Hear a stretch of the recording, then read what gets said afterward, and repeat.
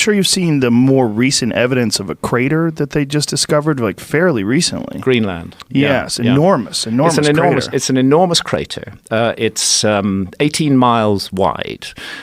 It had not been discovered before because it's under ice. It's under a lot of ice. At the end of the Ice Age, Greenland was one area which never lost its ice cover completely, whereas North America, everywhere north of Minnesota, was covered in ice a mile, sometimes 2 miles deep.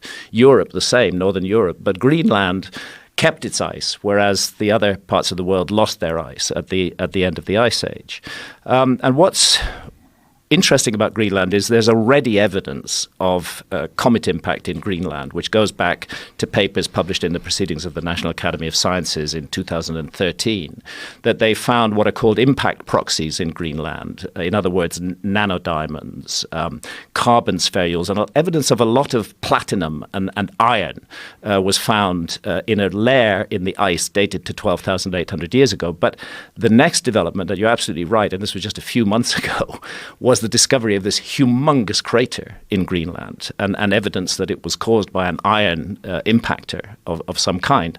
Now, dating of it, I would be irresponsible to say that crater definitely dates to 12,800 years ago because the work has not been done to prove that yet. But what I can say, and what the specialists who have explored and excavated the crater are saying, is that it's recent.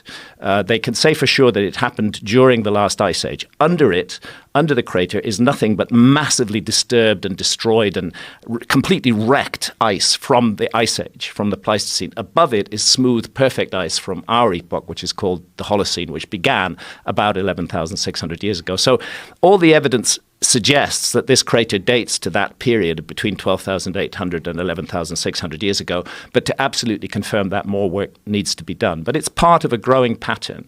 The Younger Dryas impact scientists, they call themselves, they call this the Younger Dryas impact hypothesis.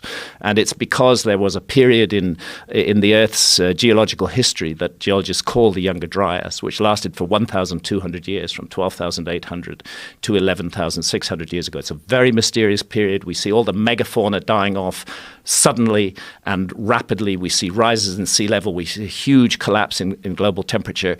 It's a cataclysmic epoch, and what is becoming clearer and clearer is that the evidence that a comet was behind it is extremely strong. And as more and more evidence comes in, we realize how widespread it was. So they found evidence of the impacts as far south as Antarctica now. Previously, they were focused very much on North America, now as far south as Antarctica, as far east as Syria. This was truly a global event, and it changed the world. And I think, and it's my case, that it wiped our memory of a previous episode of human civilization, that right at the epicenter of this cataclysm was a civilization that we would regard as advanced, not a simple hunter-gatherer civilization, which was utterly wiped out in this cataclysmic event. And I should say, for anyone who's really fascinated right now, please maybe pause and go listen to the two that you did with Randall Carlson, yes, where it really goes into depth about the impact, the evidence of these impacts, yes, the evidence of the very quick demise of the Ice Age,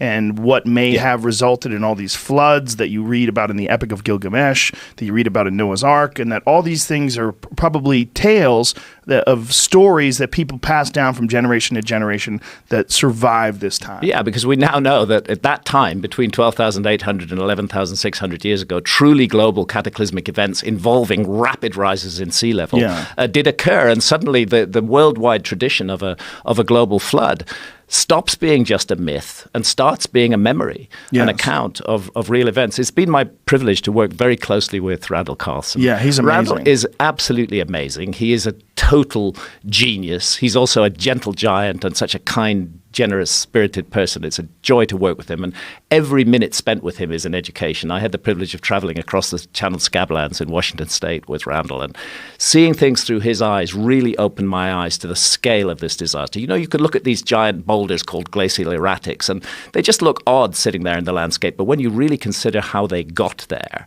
that they got there in icebergs the size of oil tankers, that were carried on floods that were at least 500 up to 1,000 feet deep, that were tearing through through the channeled scablands, literally ripping the landscape apart. Then the icebergs would ground on valley sides. The floodwaters would recede. The icebergs would be left. They're giant icebergs. And as they melted away, they revealed the rocks that they had enchained that were caught up within them, and they're scattered all over the landscape. And you look at that and you think anything that was underneath that 12,800 years ago is gone completely. There can't be anything left of it at all. Utterly, utterly destroyed. And I would encourage people that are interested in this to please watch the YouTube videos of it, because Randall provides all sorts of video and photographic evidence where you can take a look at the landscape and you get a perspective of how immense this destruction was. Yeah, it's really important to see that, because it's easy enough to talk about floods and cataclysms, but actually to see its effect on the landscape directly